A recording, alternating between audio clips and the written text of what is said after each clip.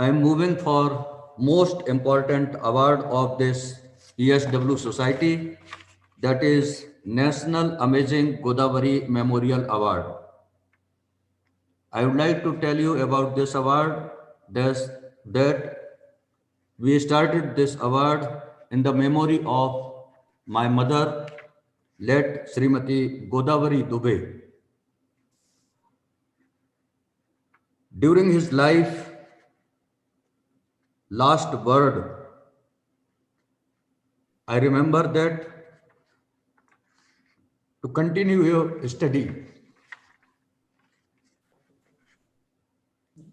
By this word, we started our journey with not only my, but all my family members. She left me when I was in class ninth. So in that memory, every year in this conference, I announced one award who is best working in education and science. I would like to tell name of National Amazing Godavari Memorial Awardee 2014, Dr. U.C. Srivastav, Professor of Zoology, University of Allahabad. In 2015, this award given to Dr. S.N. Pandey, Pro-Chancellor, the Global University of Nagaland. In 2016, this award given to Professor K.K. Sharma, former Vice Chancellor of MDS University, Ajmer. 2017, this award hand over to Dr. Privrat Shukla, former Vice Chancellor of Maharaja Chhatrasal Bundelkhand University, Chhatarpur. 2018, this award went to Dr. Pramod Kumar Verma, former Vice Chancellor of Barkatullah University, Bhopal. 2019, this award was to Commander Bhushan Diwan from Mumbai. And 2020, this National Amazing Godavari Memorial Award given to Professor H.S. Sharma, University of Rajasthan. And now time for this session, 21st century and 8th National Amazing Godavari Memorial Award goes to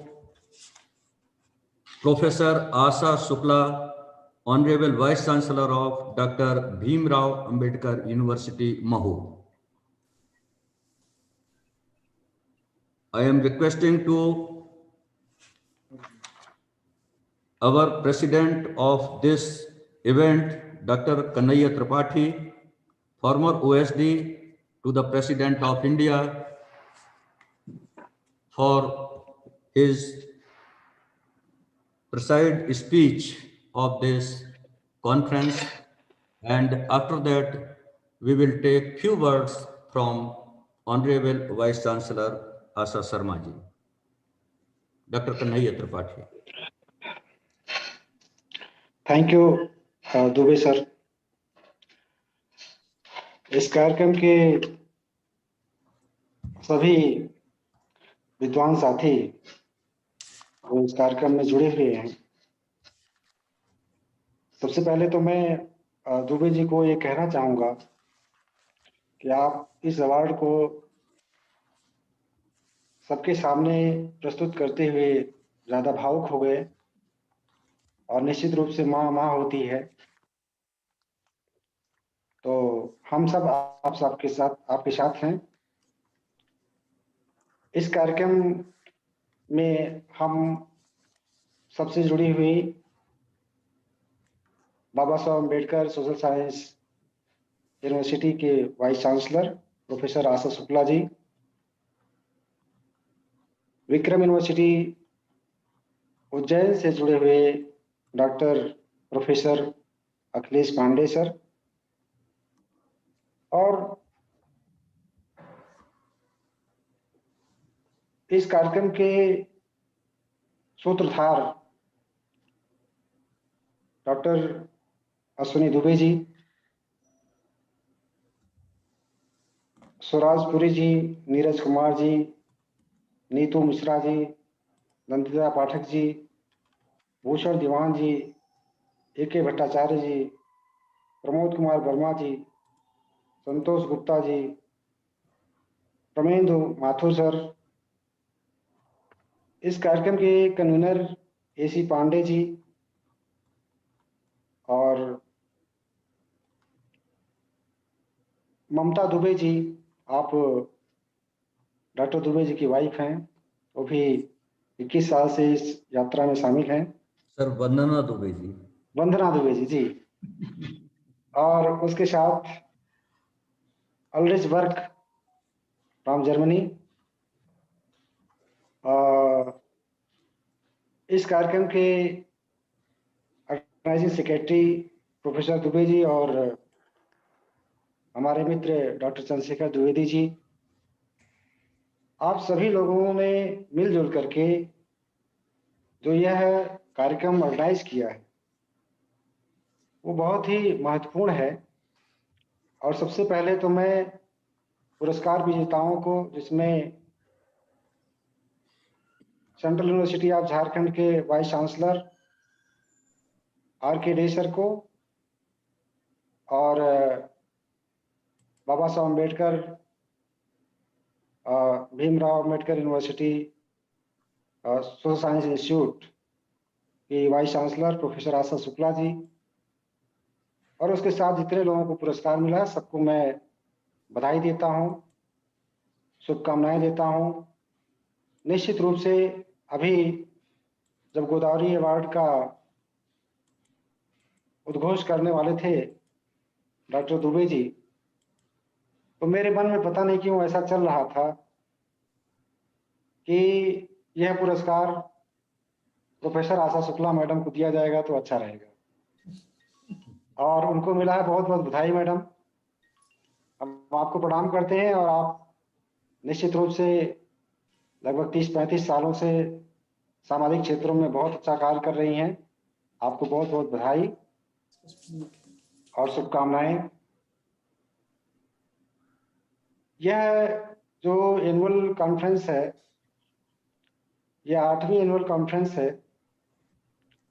anthropogenic impact on environment, society and human health, इस विषय पर organise की गई। और ESW जो कि 21 साल से अनवरत इस कार्यक्रम को ऑर्गेनाइज कर रहा है और एनवायरनमेंट के क्षेत्र में कार्य कर रहा है, इसके कर्ता धर्ता प्रोफेसर दुबे जी, कल रात को दुबे जी से बात हो रही थी तो उन्होंने कहा कि हमारा 21वां साल है। हमने कहा कि अब शादी योग्य हो गए हैं, कोई बात नहीं है, सरकार ने मान्यता दी है 21 साल का, ये तो आप अब आगे और जा सकते हैं। तो निश्चित रूप से दुबे जी बहुत बहुत बधाई आपको, 21वें साल में, 21वीं सदी में, 21वें वर्ष में और आप आगे बढ़ें। बहुत ही बेहतरीन तरीके से प्रोफेसर आशा शुक्ला जी ने इस मंच पर हम सभी के समक्ष जो भी बातचीत की, उन्होंने बहुत ही बेहतरीन तरीके से अपने कंटेंट्स को रखा। निश्चित रूप से मैडम, आपने जिन क्षेत्रों में लोगों का ध्यान आकृष्ट किया है, खासकर प्रकृति से जुड़ने की बातचीत आपने की, वह निश्चित रूप से बहुत ही प्रेरणादायक है। और चंदी भट्ट के बारे में आपने बात की, चिपको आंदोलन मूवमेंट के बारे में बात की। और चिपको आंदोलन एक मुहिम थी और मुहिम आंदोलन के रूप में चली गई, आंदोलन का स्वरूप ले ली और दुनिया भर में उसको अप्रिशिएट किया गया। सबसे महत्वपूर्ण बात यही है। लेकिन मेरा एक मानना यह है कि कहीं न कहीं हम प्रकृति से संवाद करना भूल रहे हैं। प्रकृति से हमारा संवाद जो है वो टूटा है। अभी मैं संयुक्त राष्ट्र की कुछ रिपोर्ट्स पढ़ रहा था, उसमें यह बताया गया कि biodiversity is collapsing, disaster are depressing, disaster are spreading, ocean are choking with plastic waste.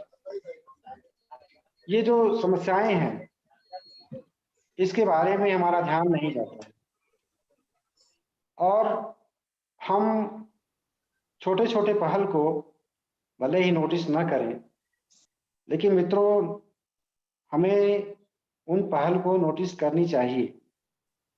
जैसे प्रोफेसर अश्विनी दुबे जी जो छोटी मुहिम से लेकर के आज दुनिया के तमाम साइंटिस्ट को इकट्ठा करके इस कार्यक्रम को कर रहे हैं और इसके organizing secretary doctor Chandrashekhar Dwivedi ji और एसी पांडे जी, आप लोगों ने जो यह कार्यक्रम संयुक्त रूप से किया है और इसमें करीब 6-7 और एजेंसीज और संगठन हैं जो कि साथ में सपोर्ट कर रहे हैं।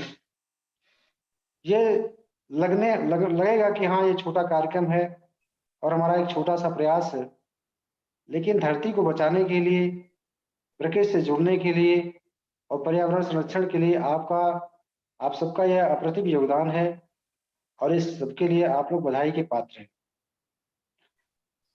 मैं यहाँ पर 2-3 चीजों का जिक्र करना चाहूंगा। दुनिया में जिस तरीके से ग्लोबल वार्मिंग और क्लाइमेट चेंज पर बातचीत हो रही है और साथ साथ आप देखेंगे कि संयुक्त राष्ट्र ने SDG 2030 पर भी बहस चला रखी है। SDG 2030 के माध्यम से जिस एजेंडे के तहत हम आगे बढ़ना चाहते हैं और पूरी धरती और क्लाइमेट को हम बचाना चाहते हैं, उन सारी चीजों को अगर हम ध्यान से देखें तो कहीं हम यह महसूस करने लगे हैं कि यह प्रयास जो हमारा है ये कहीं हमसे बहुत से बाहर तो नहीं जा रहा है। उसकी वजह है, आप देखेंगे कि 9 मिलियन पीपुल जो है वो पोल्यूशन से प्रत्येक वर्ष अफेक्टेड होते हैं। हमारी जो हेल्थ है वो बहुत बुरी तरीके से प्रभावित हुई है और उसके कारण जो अभी प्रोफेसर आशा शुक्ला मैडम ने जिस ओर इशारा किया कि हमारी जो ग्रीड है, हमारी तृष्णा जो है वो कहीं न कहीं उस पर वो प्रभावित कर रही है। प्रोफेसर पांडे सर भी इस ओर इशारा कर रहे थे। लेकिन ये तृष्णा क्यों हो रही है? क्योंकि हमें उस तरीके के विज्ञापन दिखाए जा रहे हैं, हमारे मानसिकता को उस तरीके से डाइवर्ट किया जा रहा है। प्लास्टिक अगर इतनी दुरूह चीज है, बेकार चीज है, तो उसे हम क्यों नहीं प्रतिबंधित कर रहे हैं? और प्रतिबंधित केवल कुछ सीमाओं तक होगी तो प्रतिबंध उसको नहीं माना जाएगा। मैं ये मानता हूं कि इसके लिए कहीं न कहीं उत्तरदायी राज्य हैं, स्टेट्स। दुनिया भर में जो शांति और अमन की समस्याएं हैं उसका भी कारण स्टेट्स है और जितने भी प्लानिंग्स का इम्प्लीमेंटेशन नहीं हो पा रहा है उसका भी कारण स्टेट्स है। तो मैं एक बात यहाँ जोड़ना चाहूंगा कि यदि रियो दी जेनेरियो से लेकर के इवन ईपी के जो प्रोग्राम्स हैं वो दुनिया भर में फैलाने की कोशिश हो रही है, तो उसके पीछे हम विफल होते चले जा रहे हैं कहीं न कहीं और उसके कारण में जाएंगे तो आप ये पाएंगे कि जो स्टेट्स हैं वो अपनी भूमिका को सही तरीके से नहीं निभा पा रहे हैं। जो उन्हें करना चाहिए वो नहीं कर पा रहे हैं। और निश्चित रूप से जिस प्रकार से ये किसान आंदोलन हो रहा है ना, उस तरीके से हमारे बीच से एनवायरनमेंट के लिए आंदोलन या इम्प्लीमेंटेशन के लेवल पे आंदोलन नहीं हो पाता है। इसीलिए हम कह रहे हैं कि हमारा जो GNH है, जो GDP होती है, उसी तरीके से GNH होता है। हमारा हैप्पीनेस इंडेक्स जो है वो बहुत ही लोअर लेवल पर है। कुछ देशों ने इसे प्राप्त किया है क्योंकि वहां पर स्वच्छता पर बहुत ज्यादा बल दिया गया है। और हिंदुस्तान के बहुत सारे मुहिम को आप देखें, स्वच्छता के बड़े बड़े नारे तो दिए गए, लेकिन वो नारे ही नारे रह गए। उसका इम्प्लीमेंटेशन हमें ग्रास रूट लेवल पे नहीं दिखता है। आप इस गलतफहमी में न रहिए कि ये समस्या केवल भारत के लिए है। मैं दुनिया के तमाम थर्ड वर्ल्ड कंट्रीज की तरफ देखता हूँ, जब वहाँ के स्थितियों के बारे में समझता हूँ तो बहुत सोचता हूँ कि आखिर क्यों हमारा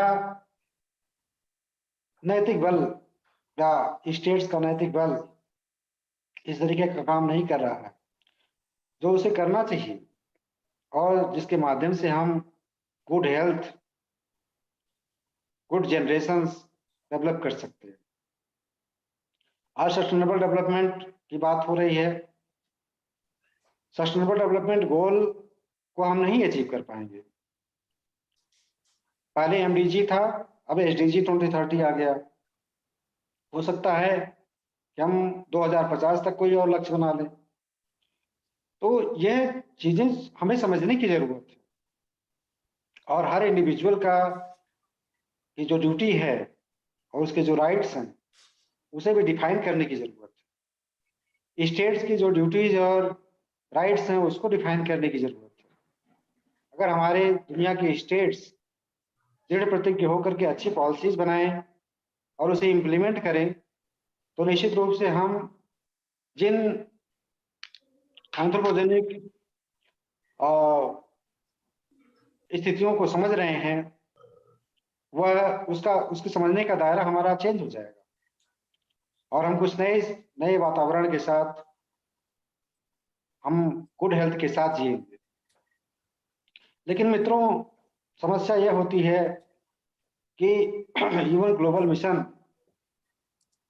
जिस प्रकार से एक मिशन के तहत सभी देशों को एकत्रित करना चाहता है, अभी मैं देख रहा था कि संयुक्त राष्ट्र की जो PGA है उसमें बहस चल रही थी क्लाइमेट चेंज पर। उसमें भी तमाम देशों ने चिंता जाहिर की कि हमें इस ओर ज्यादा सक्रिय होना पड़ेगा। लेकिन आप पिछले साल देखेंगे कि संयुक्त राष्ट्र में ग्रेटा थुनबर्ग ने बहुत ही महत्वपूर्ण तरीके से आवाज उठाई थी, और दुनिया के तमाम और भी जो एनवायरमेंट एक्टिविस्ट हैं उन लोगों ने आवाजें उठाई हैं। और हमारे जो टुकड़े टुकड़े आवाज है, यह एक निनाद के रूप में, एक स्वर के रूप में अगर पूरी दुनिया को जागृत करने के लिए पहल कर सकती है तो इसे हमें जरूर करना चाहिए। ESW और इसके मुख्य प्रेसिडेंट प्रोफेसर अश्विनी दुबे इस दिशा में बहुत महत्वपूर्ण कार्य कर रहे हैं। 21 साल से कार्य कर रहे हैं इस दिशा में। तो जिन लोगों को पुरस्कार मिला है उन लोगों को हम बधाई देते हैं, लेकिन खासकर अभिनंदन तो अश्विनी दुबे जी का होना चाहिए। और मैं आपको बहुत बहुत तहे दिल से बधाई देता हूं सर, आप अभिनंदनीय हैं। उसके साथ ही मैं इस कार्यक्रम के आयोजक डॉक्टर चंद्रशेखर द्विवेदी जी और AC पांडे जी, जितने भी संगठन और संस्था इससे जुड़े हुए हैं, सेंट्रल यूनिवर्सिटी ऑफ झारखंड के वाइस चांसलर, आप सभी लोग बधाई के पात्र हैं कि आप लोगों ने इस बड़े मंच पर एक अच्छी बहस 2 दिनों तक आयोजित की और निश्चित रूप से इससे एक नया माइंडसेट बनेगा। और मुझे बहुत प्रसन्नता हुई कि डॉक्टर दुबे जी, आपने माता जी के नाम पर जो पुरस्कार इस साल का है वो प्रोफेसर आशा शुक्ला मैडम को दिया, क्योंकि मेरे मन में चल रहा था कि आप अगर आशा शुक्ला जी का नाम लेंगे तो अच्छा रहेगा। अब मुझे पता नहीं क्यों ऐसे हो रहा था, लेकिन मतलब मेरे मन में ये था। तो बहुत अच्छी बात है, वो 35 सालों से कार्य कर रही हैं मैडम, बहुत ही उम्दा कार्य कर रही हैं। स्त्री विमर्श के क्षेत्र में बहुत अच्छा उनका कार्य है, योगदान अच्छा है, तमाम सामाजिक सरोकारों से जुड़ी रही हैं। और सबसे महत्वपूर्ण बात यह है कि जब जब मैं मैडम को सुना तो उन्होंने अ, विषय के साथ बहुत न्याय किया। तो आज भी आपने मैडम बहुत विषय के साथ न्याय किया है, और मैं बहुत आपका धन्यवाद ज्ञापित करता हूँ कि आप विषय के साथ समझौता नहीं करती हैं। तो बहुत अच्छी बात है। और उसके साथ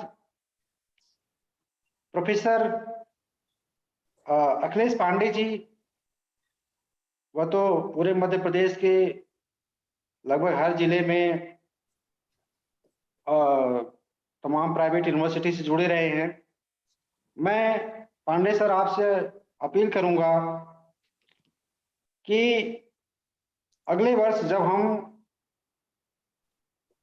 9वें एनुअल कॉन्फ्रेंस को ऑर्गेनाइज करें, तो पांडे सर आप कम से कम प्रोफेसर अश्विनी दुबे जी को इतना सहयोग जरूर करें कि जितनी भी प्राइवेट यूनिवर्सिटी हैं वो सारी प्राइवेट यूनिवर्सिटी ऑर्गेनाइजिंग कमेटी की मेंबर हों और वो सारे लोग पार्टिसिपेट करें।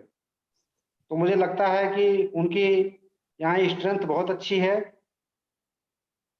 मैडम भी पार्टिसिपेट करेंगी अपनी यूनिवर्सिटी के माध्यम से। तो मुझे लगता है कि जो 9वां और 10वां कार्यक्रम होगा हमारा, वह और भी भव्य तरीके से होगा, और ये खजुराहो में ही हो तो और अच्छी बात है। तो दुबे जी, मैं आपको अग्रिम शुभकामनाएं देता हूं अगले वर्ष के कॉन्फ्रेंस के लिए, और मैं चाहूंगा कि अगले वर्ष आप मध्य प्रदेश की जितनी भी प्राइवेट यूनिवर्सिटी हों, प्रोफेसर गौतम जी को भी एक पुरस्कार मिला है आपके संस्था की तरफ से, जो कि श्री कृष्णा यूनिवर्सिटी में प्रबंधक या मैनेजर हैं। तो उनको भी मैं बधाई देता हूं। तो मैं चाहूंगा कि सारी यूनिवर्सिटीज इसमें पार्टिसिपेट करेंगी तो और भव्य तरीके का कार्यक्रम होगा। और यदि मैं सरकार में रहता हूं तो मैं अगले साल इसको किसी न किसी, चाहे वाइल्ड लाइफ से या तो भारत सरकार के किसी पर्यावरण की एजेंसी के साथ भी जोड़ने का प्रयास करूंगा। तो इन शब्दों के साथ मैं एक बार पुनः आप सबको बहुत बहुत शुभकामनाएं देता हूं। आप सबको नया वर्ष भी है, नए वर्ष की शुभकामनाएं देता हूं। लेकिन एक बात जरूर कहूंगा कि जिस तरीके से पक्षियां, पेड़ और छोटे छोटे कीड़े अपने हिस्से का पर्यावरण के लिए काम करते हैं, उसे हम महसूस करेंगे। जब हम प्रकृति के साथ संवाद करेंगे ना, जी। तो पता चल जाएगा कि हाँ, वो किस तरीके से उस हमारे एनवायरनमेंट में सहयोगी बने हुए हैं, और हम मनुष्य अपने ग्रीडनेस के कारण किस तरीके से उसके खिलाफ काम कर रहे हैं। तो जब उस महसूसगी को हम करेंगे तो हम जरूर प्रकृति के साथ जुड़ेंगे। निश्चित रूप से जो आशा शुक्ला मैडम कह रही थी कि हमारे जो प्रत्येक दिन है वो किसी न किसी त्योहार के रूप में है, उत्सव के रूप में है, और कोई न कोई नदियां जो है वो माताओं के रूप में कही गई हैं, और जितने पेड़ हैं उनको किसी न किसी देवता के रूप में हम याद करते हैं, उनको स्मरण करते हैं, उनकी पूजा करते हैं। तो पीपल का वृक्ष सबसे ज्यादा ऑक्सीजन देता है, आप लोग जानते होंगे। पीपल जैसा कार्य क्या हम मनुष्य नहीं कर सकते? ऑक्सीजन पीपल देता है, हम ऑक्सीजन कितना पैदा कर सकते हैं? हम तो बिना एसी के नहीं रहना चाहते। ये हमारी उपभोक्तावादी संस्कृति है। जी। अगर हम उपभोक्तावादी संस्कृति से बचेंगे नहीं तो हम एनवायरनमेंट के खिलाफ कार्य कर रहे होंगे। इसलिए मित्रों, मैं इस पूरे कार्यक्रम के आयोजकों को बहुत बहुत बधाई देता हूं, शुभकामनाएं प्रेषित करता हूं, और मुझे यकीन है कि आप सभी लोग इस अवसर पर यह संकल्प लेंगे कि अपने अपने हिस्से की जो जिम्मेदारी है उसे निभाएंगे।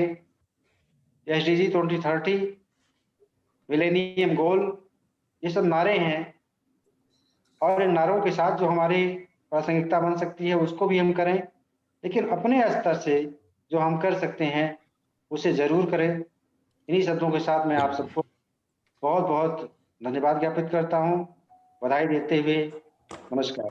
Thank you very much, sir. This was president of our 8th annual National Research Conference, and now I am requesting to Professor Asa Shukla, please say few words about National Amazing Godavari Memorial Award, and after that I am requesting to Dr. Sivesh Pratap Singh sir for vote of thanks. माननीय अश्विनी जी,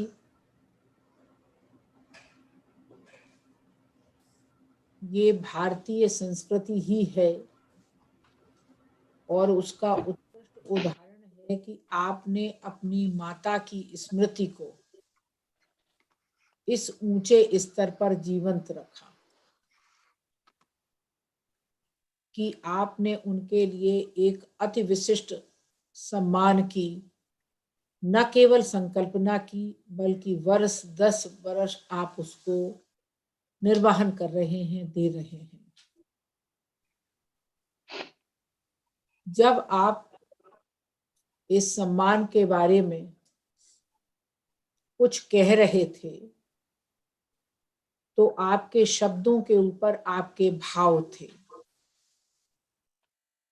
आपकी वाणी में जो कंपन था और भावनाओं में जो स्पंदन था वो आपके शब्दों पर बहुत भारी था, क्योंकि उस समय एक पुत्र बोल रहा था, अपनी माँ के प्रति सम्मान व्यक्त कर रहा था, अपनी माँ के आंचल की सौंधी सुगंध को महसूस कर रहा था और उनकी स्मृतियों को जी रहा था।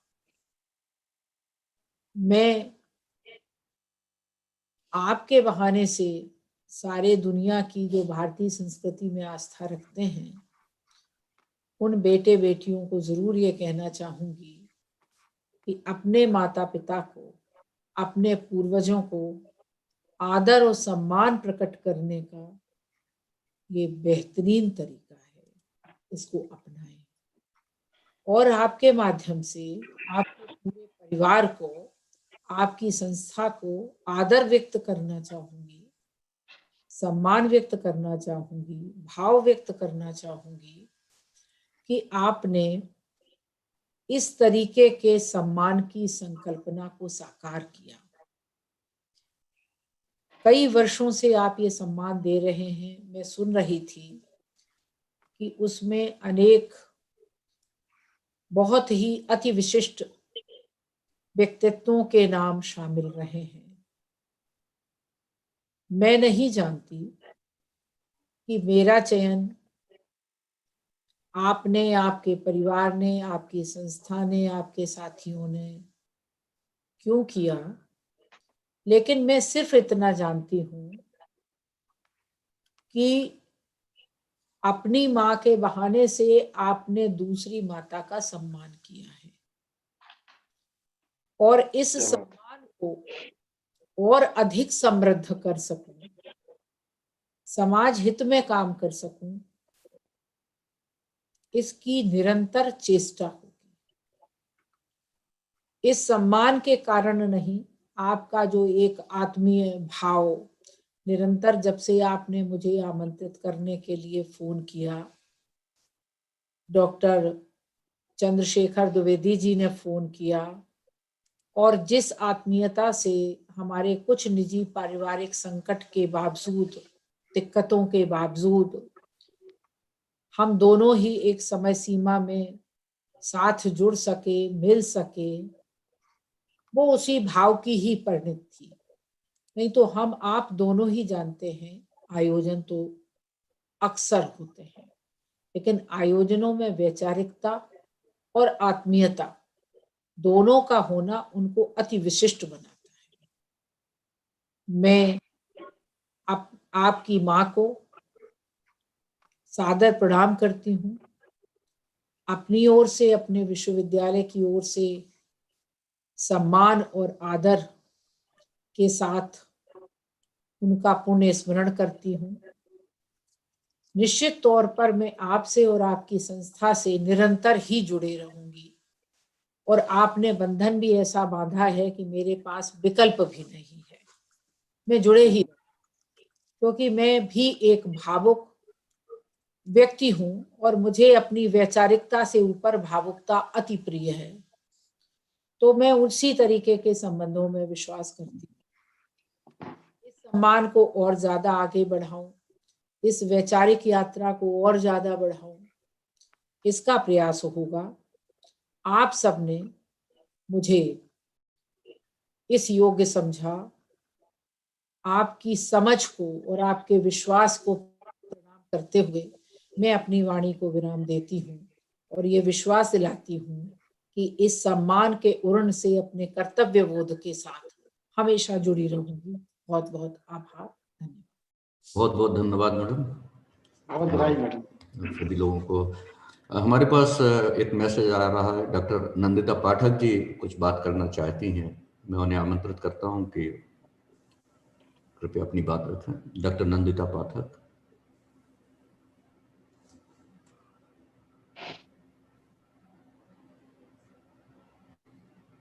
अगर जुड़ी हो तो कृपया प्लीज आए।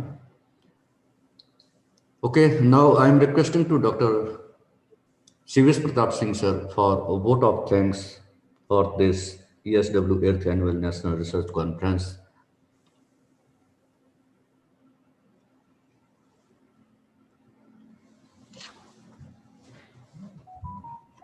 प्लीज अनम्यूट कर लें।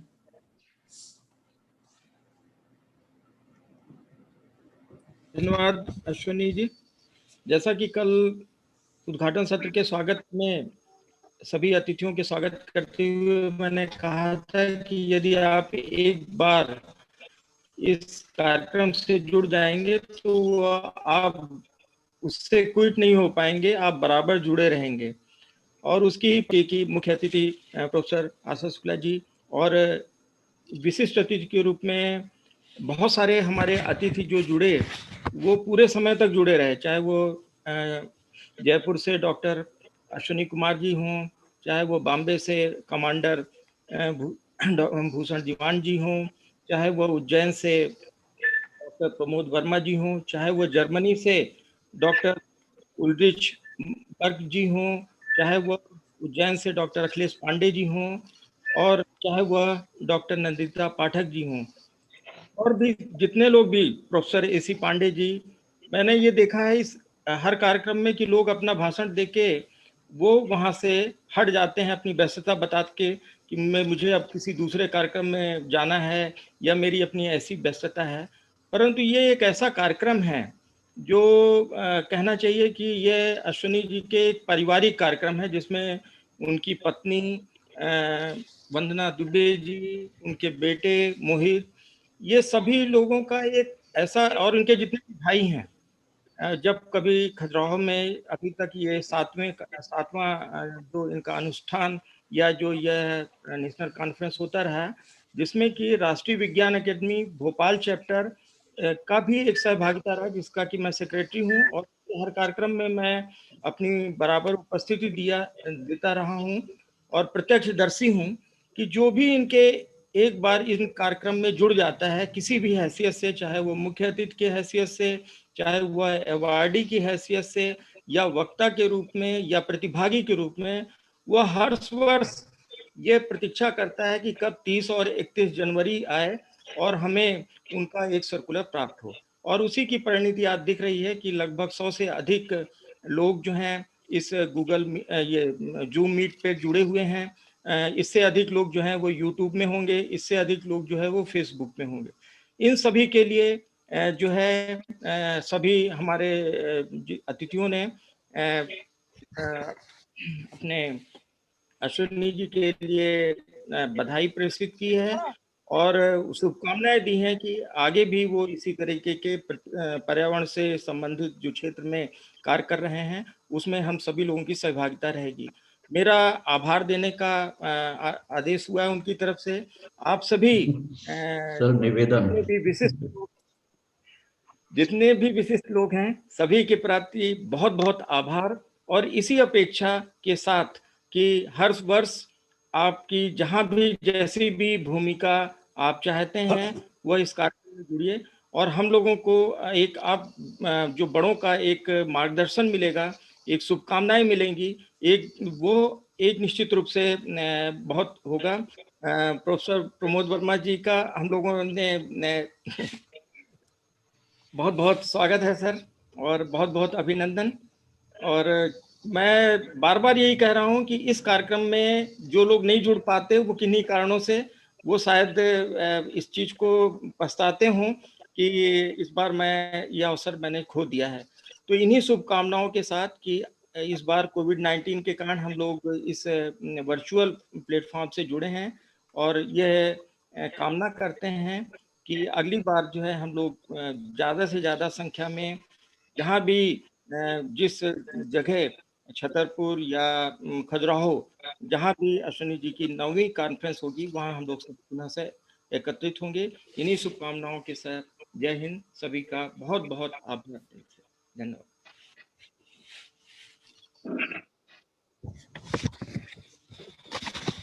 बधाई हो अश्विनी जी, बधाई आपको। बधाई सर हो, बहुत बहुत धन्यवाद, आप सभी लोगों को बहुत बहुत धन्यवाद। आशा जी आपको बहुत बहुत बधाई। सर बहुत बहुत प्रणाम, बहुत सीखा आपसे। बहुत ही मार्मिक अवार्ड है, देखिए ये मैं इससे गुजर चुका हूँ इसलिए कह रहा हूँ। बहुत मतलब आंख से आंसू आते हैं इस अवार्ड को लेने में। सर बहुत बहुत बधाई। थैंक यू सर जी।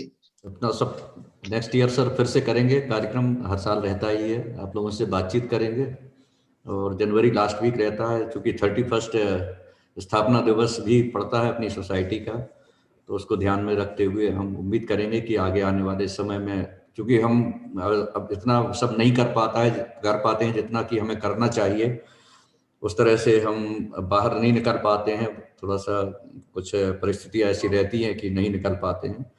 फिर भी प्रयास हर बार हमें कहा जाता है कि हम एक अच्छे व्यवस्थित तरीके से उसको खजुराहो में करें, बड़े रूप में करें। ये बात सही है कि बहुत से सब्जेक्ट एक्सपर्ट और एक अच्छे डिग्निटरीज हमारे साथ में जुड़ी हुई हैं, इसमें हमें कहने में बिल्कुल संकोच नहीं है। लेकिन हम सर आप सभी लोगों से यही रिक्वेस्ट करना चाहेंगे कि यदि खजुराहो में इसका एक बड़ा हब बनाया जाए और एक अच्छे तरीके से इस कॉन्फ्रेंस के आयोजन करने के लिए एक बड़ी समिति का गठन किया जाए तो हम शायद इस कार्यक्रम को आगे आने वाले समय में लंबे समय तक चला पाएंगे। अदरवाइज हमने सामान्य तौर पर यह देखा है कि जो व्यक्ति जिस कार्य को करता है उसका जीवन खत्म होने के बाद वो काम वहाँ पर खत्म हो जाता है। हम आप सभी लोगों से आशा करते हैं कि ये ESW सोसाइटी का कार्यक्रम अनावरत चलता रहे और ऐसी कुछ रूपरेखा और ऐसा कुछ डॉक्टर अश्विनी कुमार जी हमारे साथ जुड़े हैं जयपुर से, उन्होंने कल भी कहा था कि हम कुछ ऐसे प्रयास करेंगे कि ये संस्था आगे मतलब लगातार एक कॉन्फ्रेंस चलती रहे ज्वलंत विषय को लेकर के। तो इसके लिए हमें बहुत बड़ी स्ट्रेटजी करने की आवश्यकता है, लेकिन हम उसमें थोड़ा सा छोटे पड़ जाते हैं। हम आप सभी जितने हमारे Nagma awardee, national amazing Godavari memorial awardee हैं उनसे और जो हमारे वरिष्ठ प्राध्यापक हैं उन सभी से अनुरोध करना चाहेंगे कि कोई एक ऐसी मीटिंग करके कहीं ऐसी जगह पर बैठ करके कुछ ऐसा प्लान किया जाए जिससे हम आगे आने वाले समय में इसको हमेशा के लिए कंटिन्यू कर सकें। फॉरेन कंट्री से भी बहुत से प्रोफेसर्स और साइंटिस्ट हमारे साथ जुड़े हुए, लगभग 22 कंट्री के सदस्य हमारे साथ इस कार्यक्रम में शरीक हो जाते हैं जब भी कोई कार्यक्रम का आयोजन करते हैं। सर्जियो रिकार्डो हमारे साथ अर्जेंटीना से है, और उल्रिच बर्ग जी हैं, और भी बहुत सी कंट्री हैं, ईरान है, जिनसे हम जुड़े हुए हैं। और लगभग भारत के करीब 22 राज्यों से जो रिसर्च स्कॉलर्स हैं उनका प्रेजेंटेशन हम खजुराहो में देखते हैं। कई बार हमें कुछ परिस्थितियों में ऐसा लगने लगता है कि शायद हमारे यहाँ रिसर्च खत्म हो गई है, हमारे यहाँ कोर्स खत्म हो गए हैं, तो निश्चित तौर पे ये भी बात देखने को मिलती है। लेकिन जब हम कॉन्फ्रेंस में बैठ कर के प्रेजेंटेशन देखते हैं तो वास्तव में हमें ऐसा महसूस बिल्कुल नहीं होता है। साल में एक बार हम रिफ्रेश हो जाते हैं कि अभी भी एक्सपेरिमेंटल वर्क चल रहे हैं, और साइंस को आगे प्रमोट करने की हमें बहुत ज़्यादा ज़रूरत है। साइंटिफिक टेम्पर को हमें कंट्रीब्यूट करने की आवश्यकता है। उसी साइंटिफिक टेम्पर को हम ढूंढते रहते हैं पूरे समूचे विश्व में, और एक पूरा का पूरा प्लेटफॉर्म खड़ा करने की कोशिश करते हैं। आप सभी लोगों की मेल आईडी और फोन नंबर हमारे पास संधारित है, बहुत अच्छे तरीके से हमने उसको रखा है, सजो करके रखा है। हम चाहेंगे कि वो आगे आने वाले समय में काम आए और आगे कुछ अच्छा कर पाए। हमारे रिसर्च स्कॉलर हमारी राह देखते रहते हैं। विज्ञान अगर है तो हमारा राष्ट्र उन्नति के शिखर पर आगे बढ़ेगा। शिक्षा जरूर हमारे यहाँ थोड़ा सा कमजोर है, तो ऑनरेबल वाइस चांसलर्स जितने भी हैं उन सभी से हम अनुरोध करना चाहेंगे कि हमें अपनी शिक्षा प्रणाली को एक भौतिक आधार पर हमें सुधारने की आवश्यकता है। जब कोई चीज बड़ी हो जाती है और विकृत हो जाती है तो उसको संभालने में निश्चित तौर पर समय लगता है, ये बात सही है। पर अगर हम थोड़ा थोड़ा सा कंट्रीब्यूशन इस अपने एजुकेशन सिस्टम को और अपने साइंटिफिक टेम्पर को इसमें एजुकेशन सिस्टम को सुधारने में लगा पाएंगे तो निश्चित तौर पर हमारे समाज के अंधविश्वास, कुरीतियां और जो विकृतियां हमारे समाज में एक जेनेटिकली भी फैली हुई हैं, और जो सामाजिक तौर पर हम एक भ्रांतियां भी देखते हैं। कई बार हम रेप का केस सुनते हैं, बलात्कार का केस सुनते हैं, लूटपाट का केस सुनते हैं, तो बहुत आहत हो जाते हैं कि हम एक अपने मानव जीवन जो हम अपने आप को सर्वोच्च समझते हैं, उसके बावजूद इन्हीं मानव जाति के द्वारा इस तरह से कृत्य किए जाते हैं। और मनुष्य के द्वारा जो डिग्रेडेशन किया गया है, मनुष्य ही एक ऐसा टूल आगे आने वाले समय में साबित होगा जिसके द्वारा हम इस सभी विकृतियों को दूर कर पाएंगे। तो हमें ऐसे टेम्पर को चुनने की आवश्यकता है। आप सभी लोगों ने हमें आशीर्वाद दिया, आप सभी लोगों का हमें सहयोग प्रदान हुआ, आप सब लोगों को बहुत बहुत हृदय से हम आभार व्यक्त करते हैं और आप सभी लोगों का को नमन करते हैं, प्रणाम करते हैं। और इस कार्यक्रम को हम मतलब बंद तो करने का आश्वासन हम कभी नहीं देते, कभी बोलते नहीं है। हम फिर मिलेंगे अगले समय में। मुझसे देखी नहीं जाती है जुदाई, मुझसे देखी नहीं जाती है जुदाई, साख पर बैठे परिंदों को उड़ाऊं कैसे, साख पर बैठे परिंदों को उड़ाऊं कैसे। अगली बार फिर मिलते हैं। जय हिंद, जय भारत। और मोहित जी से अनुरोध है कि वंदे राष्ट्रगान के साथ इस कार्यक्रम का समापन करने की कृपा करें।